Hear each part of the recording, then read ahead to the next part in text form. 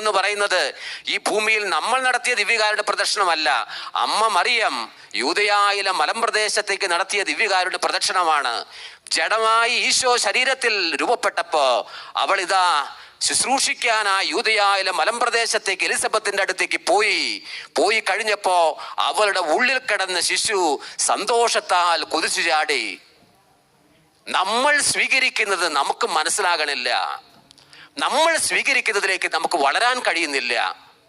ഒന്ന് ചേർന്ന് പറഞ്ഞ് എല്ലാവരും ഹല്ലേലൂയ, ഹല്ലേലൂയ.